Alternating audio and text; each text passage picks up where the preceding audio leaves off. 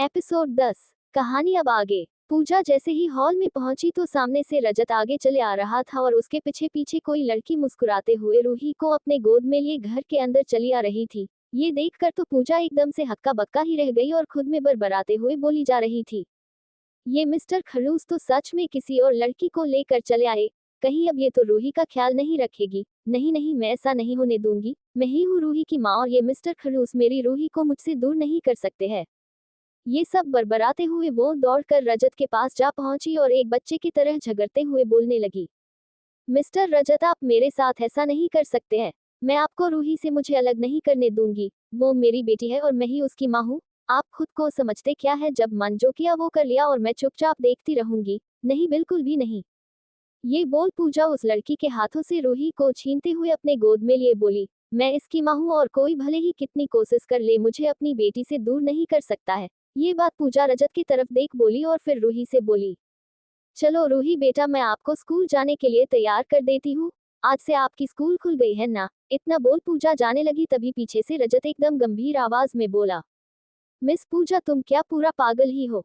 इतना बात बोलते बोलते रजत का ध्यान रूही पर चला गया जिससे उसे रूही से की गई प्रॉमिस याद आ गया और वो नाटक करते हुए प्यार से पूजा से बोला, मेरा मतलब है कि तुम ये सब क्या कह रही हो पूजा? और किसने तुम्हें रूही से अलग करने की कोशिश करी है? तभी पूजा भी समझ गई कि ये मिस्टर खड़ूस तो ऐसे प्यार से मुझसे बात करने से रहे वो रूही है इसीलिए ऐसे बात कर रहे हैं। इसीलिए वो भी प्यार से ही बोली, कुछ नहीं मिस्टर रजत, मैं बस ऐसे ही बोली। वैसे आप किसे लेकर आए हैं? पूजा के सवालों का रजत कभी भी जवाब देने से तो रहा, लेकिन तभी रूही उस लड़की की तरफ देख मुस्कुराते हुए बोली, माँ ये है मेरी बेस्ट फ्रेंड राधिका आंटी।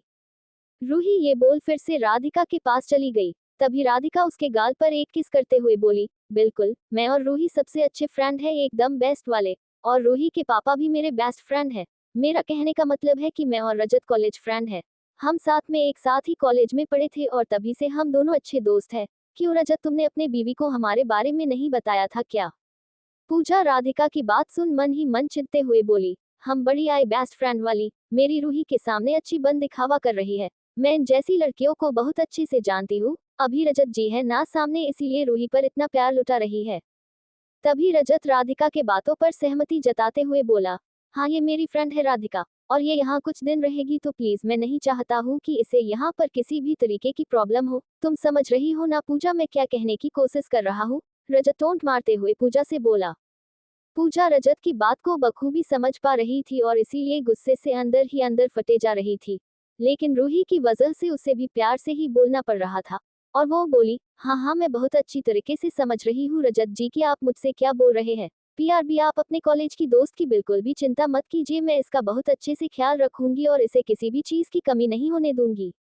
ये बोल पूजा अपने दांत पर दांत रख राधिका की तरफ मुड़ बोली, चलिए मिस राधिका, मैं आपको आपके कमरे दिखा देती हूँ। आप जाकर फ्रेश हो जाइए, पूरे रास्ते सफर करके थक गई होंगी ना।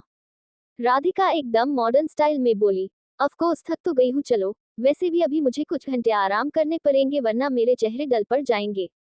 पूजा आगे आगे जाए जा रही थी और राधिका रूही को गोद में लिए उसके पीछे पीछे। मन ही मन पूजा को तो बहुत गुस्सा आ रहा था पर वो और कर भी क्या सकती थी, इसीलिए चुपचाप अपने गुस्से पर काबू कर राधिका को उसके कमरे तक पहुंचा दी और फिर वहां से रजत से लड़ने उसके कमरे में जा पहुंची। रजत अपने कमरे में अभी पहुंचा ही था। चूंकि वो ऑफिस जाने के लिए रेडी होने वाला था इसीलिए अपना शर्ट खोलकर बेड पर रखा ही था कि तभी पूजा वहां दंदनाते हुए पूजा जा पहुंची। और फिर बार बार वो ना चाहते हुए भी रजत की बॉडी देख ली जिसे देखकर उसे खुद पर शर्मिंदगी होने लगती है। जैसे ही वो रजत को खुले शर्ट में देखी वो झट से अपनी आंखें बंद कर ली और गुस्से से बोली, मिस्टर रजत, आप हमेशा ये ऐसे खुले खुले क्यों घूमते रहते हैं? ये कौन सा नया स्टाइल बन गया है? पूजा की अटपटी बातें सुन रजत चिढ़ते हुए बोलता है, मैंने तुमसे कितनी बार बोला है मिस पूजा कि तुम मेरे कमरे में बिना लॉक किए मत आया करो। ये मेरा कमरा है, यहाँ पर मैं चाहे कपड़े में रहूं या किसी और चीज में, ये मेरी मर्जी है। और तुम बिना पूछे यहाँ धड़ल्ले से क्यों आगुस्ती हो? मुझे आपसे बात करनी है पर पहले आप ये अपना नंगी बॉडी को शर्ट से ढकिए। ये सुन रजत अब तो ठान ही लेता है कि वो शर्ट नहीं पहनने वाला और इसीलिए बिना उसे कुछ बोले धीरे से दरवाजे की तरफ पहुंचकर दरवाजा को लॉक कर खड़ा हो जाता है और बोलता है, तो मिस पूजा, तुम्हें बहुत शौक है ना मुझसे बातें करने का, इसीलिए तो तुम यहाँ दौड़कर चली आई। तो चलो आज तुम मुझसे बिना शर्ट में देखकर ही बातें करो। रजत की बात सुन पूजा झट से अपने आंखों पर से हाथ हटा आगे देखती है तो उसे रजत नहीं दिखाई देता है। तभी पीछे से रजत बोलता है, हेलो मिस बेवकूफ, मैं इधर हूँ। रजत की बात सुन पूजा उसे सुनाने के लिए जैसे ही पीछे मुड़ देखती है उसका पैर साड़ी में उलझ मुड़ जाता है, जिस वजह से पूजा रजत को बचने के लिए पकड़ने की कोशिश करती है, पर रजत चूंकि शर्ट नहीं पहना था तो उसके बाह को पकड़ ली, लेकिन रजत का भी पैर फिसल गया और दोनों बेड पर जा गिरे।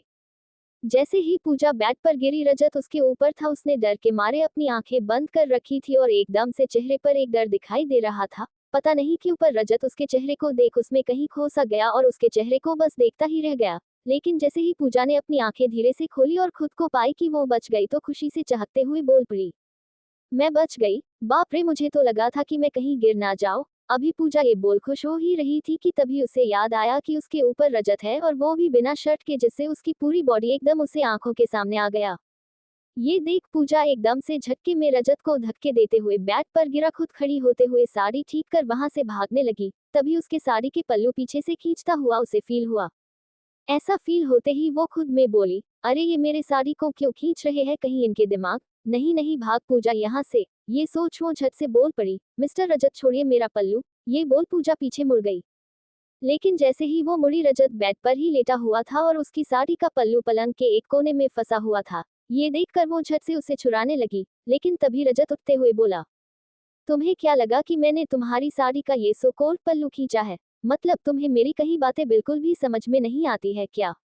मैंने तुमसे कितनी बार बोला है कि मुझे ना तुम में और ना ही तुम्हारी किसी भी बातों में कोई इंटरेस्ट है, इसीलिए तुम अपने दिमाग से ये सब फालतू की बातें निकाल दो, बेवकूफ। ये बोल वो अपने अलमारी की तरफ कपड़े निकालने चला गया, लेकिन पूजा भन्नाते हुए वहां से निकल बोलती गई, ये मिस्टर खड़ूस मुझे बेवकूफ बोलते हैं, ये अपने आप को समझते क्या है?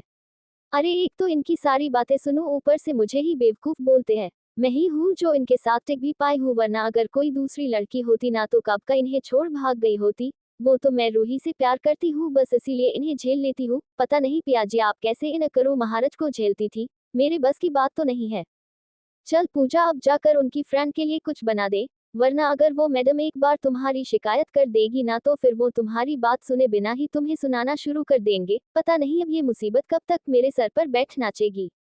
ये बोल पूजा किचन के तरफ जाने लगी, लेकिन फिर उसे यमुना की याद आए और वो किचन की तरफ ना जाकर उनके कमरे की तरफ जाते हुए बोली, एक बार माँ जी को देख लेती हूँ, अगर वो सो रही होंगी तो डिस्टर्ब नहीं करूंगी, वरना अगर जगी होंगी तो उन्हें चाय के लिए पूछ लूंगी, हो सकता है उन्हें पीने का मन हो। ये बोल वो उनके कमरे में चली गई।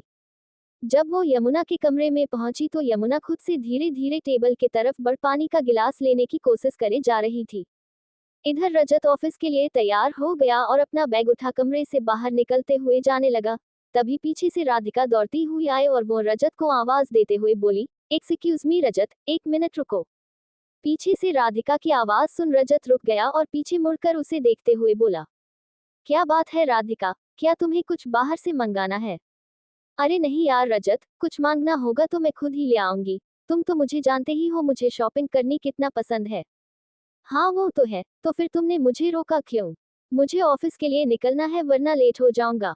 हाँ हाँ रजत, मैं जानती हूँ तुम ऑफिस के लिए जा रहे हो, पर तुम अपना सामान कुछ भूल रहे हो, वही देने के लिए मैंने तुम्हें रोक लिया, वरना वहां जाकर तुम्हें याद आता कि तुम तो अपनी घड़ी भूल ही गए हो, जिसके बिना तुम्हारा काम ही नहीं चलता है। ये बोल राधिका रजत के सामने उसकी घड़ी देते हुए बोली। वो घड़ी देखते ही बोल पड़ा, ओया मैं तो भूल ही गया था।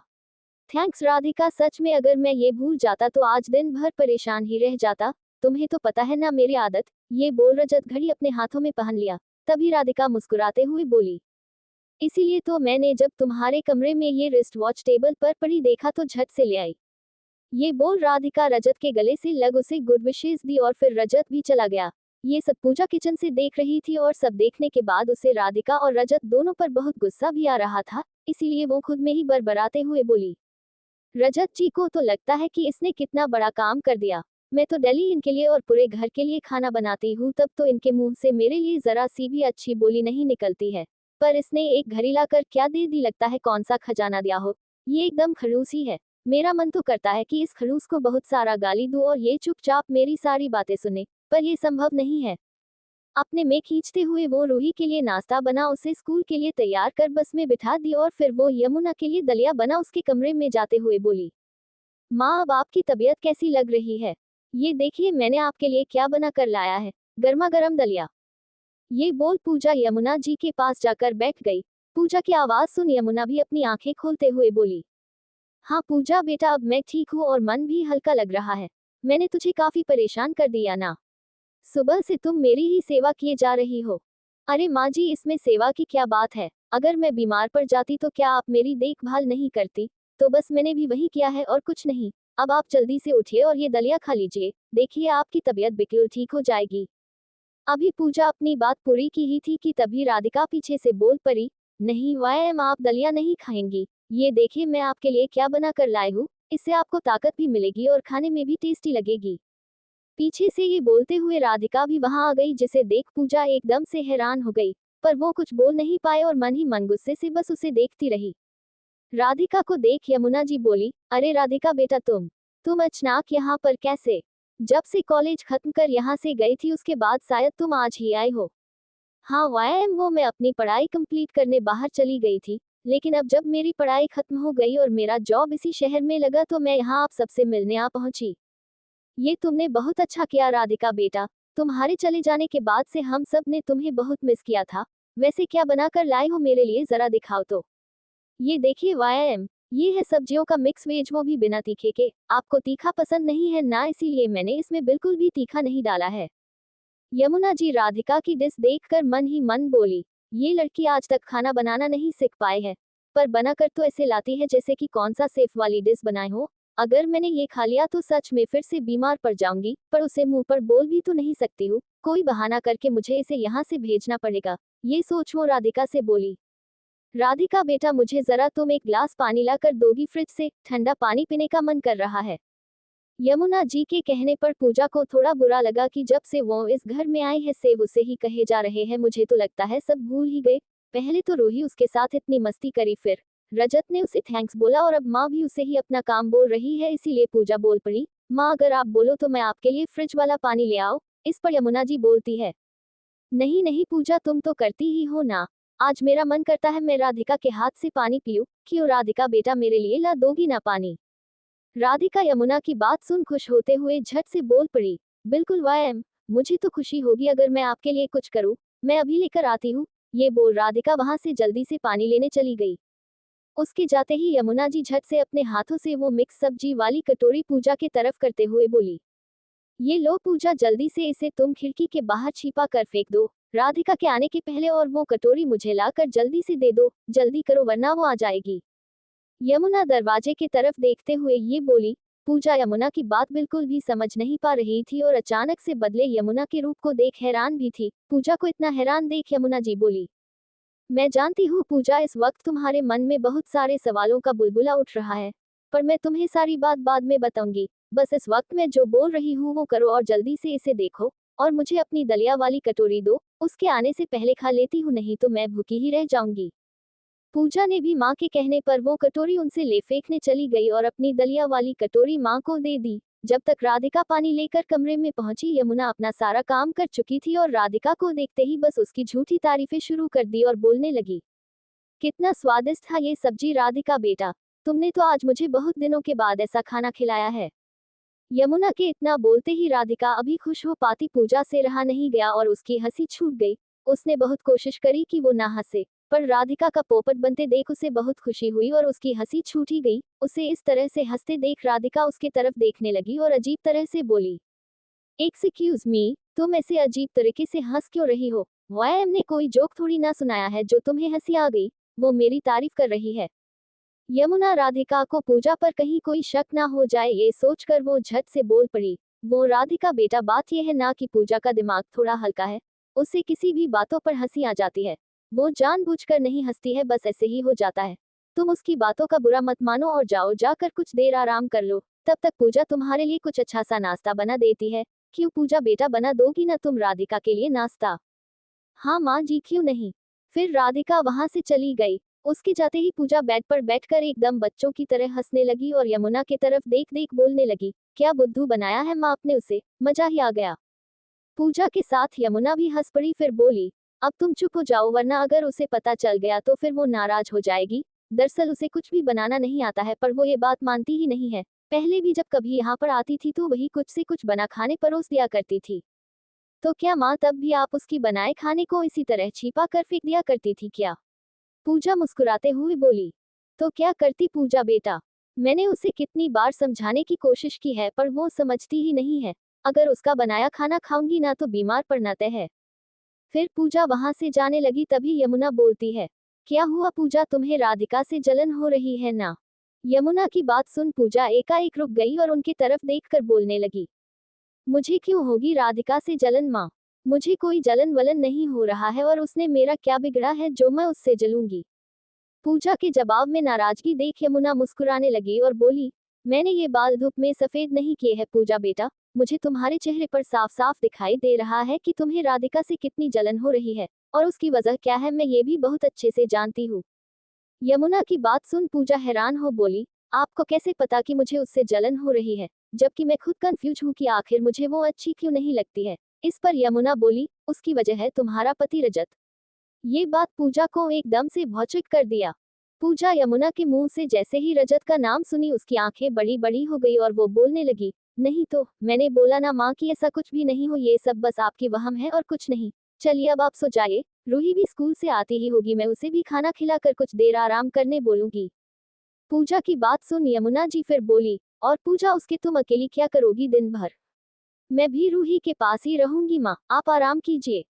ये बोल पूजा वहां से चली गई। उसके जाने के बाद यमुना खुद में बोली, ये दिल की बात भी कितनी अजीब होती है, जब तक कि कोई उसे यह एहसास ना दिलाए कि वो किसी से कितना प्यार करने लगा है वो इसे मानने को ही तैयार नहीं होता है। पूजा के दिल में मेरे रजत के लिए जो एहसास मुझे दिखाई देने लगी है इस बात से अभी वो अनजान है, पर बहुत जल्द ही उसे इस बात का एहसास मैं दिलाऊंगी। इस वक्त अच्छा ही हुआ जो राधिका यहाँ पर आ गई, क्योंकि चाहे भले ही वो रजत से कितना भी क्यों ना झगड़ा कर ले पर जब वो उसे राधिका के साथ देखेगी तो उसे जलन जरूर होगी। ये उन दोनों के प्यार के लिए अच्छा ही है। इधर रजत आज दोपहर में ही घर आ गया, जबकि वो बाकियों के दिन शाम में ही घर आता था। जब पूजा ने रजत की गाड़ी की आवाज सुनी तो वो रूही के कमरे से बाहर आते हुए सोचने लगी, वैसे तो ये कभी भी दिन में घर नहीं आते थे पर आज ये इस वक्त ही घर आ गए। तभी पूजा की नजर रजत पर पड़ी जो अपने एक हाथ में बैग लिए और दूसरे हाथ से अपने शर्ट में लगे टाई को खींचते हुए हल्के करने की कोशिश कर रहा कमरे की ओर चले जा रहा था और उसके चेहरे पर बहुत पसीना भी आ रही थी। रजत की ऐसी हालत देख पूजा घबरा गई और बोल पड़ी, कहीं रजत जी की तबीयत तो खराब नहीं हो गई है? उनके चेहरे पर भी कितना पसीना था और वो लग परेशान भी रहे थे। कुछ तो हुआ है, मुझे उनके कमरे में जाकर एक बार देख लेना चाहिए, कहीं उन्हें मेरी जरूरत हुई तो। एक बार चली ही जाती हूँ देखने, अगर ठीक हुई तो दो चार बात ही ना सुनाएंगे सुन लूंगी। ये सोच वो दौड़ती हुई रजत के कमरे में जा पहुंची। जैसे ही वो दरवाजा का पल्ला को खोल अंदर घुसी सामने बेड पर रजत एकदम बेहोश पड़ा हुआ था। उसे ऐसे देख पूजा दौड़कर बेड की तरफ जाते हुए रजत से बोलने लगी, हे भगवान ये इनको क्या हो गया? रजत जी उठिए, आप मेरी बात क्यों नहीं सुन रहे हो? लगता है ये बेहोश हो गए हैं। अब मैं क्या करूं? मैं पहले माँ को आवाज देती हूँ फिर इनके मुंह पर पानी का छिंटा मारती हूँ, हो सकता हो इन्हें होश आ जाए। ये सोच वो यमुना को जोर जोर से गरज पानी का ग्लास टेबल पर से उठा रजत के मुंह पर छिंटा मारने लगी, लेकिन फिर भी उसे होश नहीं आ रहा था और ना ही कोई फर्क पड़ रहा था। ये देख पूजा बहुत घबरा गई थी। उसे समझ में नहीं आ रहा था कि वो करे तो क्या करे जिससे कि रजत को होश आ जाए। तभी वहां पर राधिका और यमुना दोनों पूजा की आवाज सुन दौड़ते हुए आ पहुंची। राधिका रजत को बेड पर पड़े देख दौड़ते हुए उसके दूसरे तरफ से जाकर बैठते हुए उसके एक हाथ को अपने हाथ में ले सहलाने लगी और पूछने लगी, क्या हुआ है इसे? ये इस तरह बेहोश क्यों हो गया है? पूजा को इस समय कुछ भी नहीं सूझ रहा था। बस वो यही चाहती थी कि रजत को होश आ जाए। इसीलिए राधिका के पूछने पर वो झट से बताई कि वो रजत ऑफिस से आने के साथ ही बेहोश हो गया है। तभी यमुना जी बोली, हे भगवान क्या हो गया मेरे बच्चे को? इसे तो सांस की प्रॉब्लम है, शायद किसी चीज के कारण सांस लेने में दिक्कत हुई होगी इसीलिए ये बेहोश हो गया है। अब मैं क्या करूं? तभी राधिका यमुना जी को शांत कराते हुए बोली, अच्छा व्यायाम, आप इतना पैनिक मत होइए, कुछ नहीं होगा, रजत को उसे सांसें देनी पड़ेगी। राधिका के ये बोलने पर पूजा झट से बोली, हाँ तो प्लीज राधिका जल्दी से जो भी करना है करो ना, पर इन्हें होश में ले आओ, मुझे बहुत डर लग रहा है। ये ऐसे कभी भी बेहोश तो नहीं पड़ते थे। ये तुम क्या बोल रही हो पूजा? मैं रजत को सांसें कैसे दे सकती हूँ? राधिका थोड़ा अचराजकता से पूजा की तरफ देख कर बोली, राधिका तुम क्यों नहीं दे सकती हो, प्लीज जल्दी करो ना। राधिका मन ही मन बोली, लगता है पूजा को सांसें देने का मतलब नहीं पता है, शायद इसीलिए ऐसा बोल रही है। फिर वो पूजा की तरफ देखकर उसे समझाते हुए बोली, पूजा सांसें देने का मतलब होता है कि रजत के मुंह द्वारा तुम उसे सांस दो, समझी? और वो सिर्फ तुम ही कर सकती हो क्योंकि तुम उसकी बीवी हो। राधिका की बात सुन यमुना आगे बढ़ पूजा के कंधे पर अपना हाथ रखते हुए कहती है, हाँ पूजा, राधिका बिल्कुल सही बोल रही है। तुम उसकी पत्नी हो, कोई गैर नहीं, इसीलिए तुम ही मेरे बेटे की जान बचा सकती हो। यमुना जी की बात सुन पूजा उसे मना करते हुए बोली, पर माँ मैं ये नहीं कर सकती हूँ, मुझसे नहीं होगा, मैं कैसे? तभी यमुना जी मायूसी के साथ बोलती है, कोई बात नहीं पूजा बेटा, मैं समझ गई, अगर तुम नहीं करना चाहती हो तो मैं तुम पर दबाव नहीं डालूंगी। प्लीज राधिका तुम ही कुछ करो और बचा लो रजत की जान को। यमुना को राधिका से मदद मांगते देख पूजा झट से बिना कुछ सोचे झट से रजत के होठों पर अपना होंठ रख देती है और अपनी आंखें बंद कर उसे सांसें देने लग जाती है। ये सब उसके लिए बिल्कुल नया था, पर वो कुछ भी कर रजत की जान बचाना चाहती थी, फिर इसके लिए ये ही सही। पूजा के सांसें देने की वजह से कुछ ही मिनटों में रजत को सांसें आ गई और वो एकदम हांफते हुए अपनी आंखें खोल देता है। और जैसे ही उसने देखा कि पूजा उसे किस कर रही थी, ये देख उसे जोरों का गुस्सा आ गया और वो पूजा को खुद से एकदम दूर धकेल बेड पर उठकर बैठ गया और बोला, तुम्हारी हिम्मत कैसे हुई मेरे करीब आने की? मैंने तुम्हें बोला था कि मुझसे दूर रहना, पर फिर भी तुमने ये सब किया। रजत की बात पूजा को बहुत चुभ गई और वो वहां से बिना कुछ बोले ही उठकर दौड़ते हुए चली गई। रजत के डांटने से उसके आंखों से आंसू बह निकले। ये यमुना ने देख लिया, लेकिन इससे पहले कि वो उसे रोक पाती वो वहां से चली गई। उसके जाने के बाद यमुना जी जरा गुस्से में रजत से बोली, ये तूने क्या किया रजत? फिर से उस बच्ची को एक बार बिना किसी गलती के सुना दिया। आखिर तुझे उसे दुख पहुंचाकर कौन सी खुशी मिला जाती है जो तुम हर बार उसे सुना देते हो? यमुना जी का साथ देते हुए राधिका भी रजत से बोली, हाँ रजत, तुमने पूजा को बेवजह ही डांट दी। इस सब में उसकी कोई गलती भी नहीं थी और उसने जो कुछ भी किया वो सब तुम्हारे जान बचाने के लिए किया। जब तुम सांस लेने में दिक्कत की वजह से बेहोश हो गए थे तो तुम्हें सांस देने की जरूरत थी, इसीलिए मैंने ही उससे ऐसा करने को बोला था। वो बेचारी तो ये सब करना भी नहीं चाहती थी, पर हमारे कहने पर उसने तुम्हें सांसें दी ताकि तुम्हारी जान बच सके, और तुमने उसे ही इतना कुछ सुना दिया। सबकी बातें सुनने के बाद रजत को अपनी गलती का एहसास हुआ और वो बोला, क्या इसका मतलब कि मैं जैसा सोच रहा था ऐसा कुछ भी नहीं है? रजत के पूछने पर राधिका उसे कहती है, हाँ रजत, तुम जैसा सोच रहे हो पूजा के बारे में वैसा कुछ भी नहीं है। तो राधिका, इसका मतलब मैंने उसे बेकार में इतना सुना दिया, मुझे उससे सॉरी बोलना चाहिए। ये बोल रजत छत से बेड पर से उतरने लगा, लेकिन कमजोरी की वजह से वो खड़ा होते ही लड़खड़ाने लगा, जिस वजह से राधिका उसे संभालते हुए बेड पर बिठा दी और बोली, रजत इस वक्त तुम बहुत कमजोर हो गए हो, इसीलिए कुछ देर आराम कर लो, बाद में उससे जाकर सॉरी बोल देना, तब तक उसका मूड भी सही हो जाएगा। क्यों मैं सही बोल रही हूँ ना? हाँ राधिका, तुम सही बोल रही हो। रजत तुम यहीं आराम करो, मैं इस वक्त पूजा के पास जा रही हूँ, उसे मेरी जरूरत हो, बेचारी खुद को काफी अकेला महसूस कर रही होगी। पर माँ वो है कहाँ इस वक्त? बेटा वो और कहाँ होगी, बस एक ही तो वजह है उसकी इस घर में रहने की, और वो है तुम्हारी बेटी रूही, जिसे वो एक माँ से भी ज्यादा प्यार करती है। उसी के कमरे में होगी ताकि वो अपने दिमाग से सब बातों को निकाल उसके साथ खुश रह सके। ये बोल यमुना जी धीरे धीरे चलते हुए रजत के कमरे से चली गई। तभी राधिका भी रजत से आराम करने बोल निकल गई, पर रजत को अब दिल में शांति कहाँ थी, बस दिल उसी बातों पर अटक गया था। तो दोस्तों आज के इस एपिसोड में बस यहीं तक। आगे की कहानी को हम अगले एपिसोड में सुनेंगे। फिलहाल के लिए दीजिए हमें जाने की इजाजत और सुनते रहिए हमारे द्वारा लिखी स्टोरी पुनर्विवाह एक समझौता।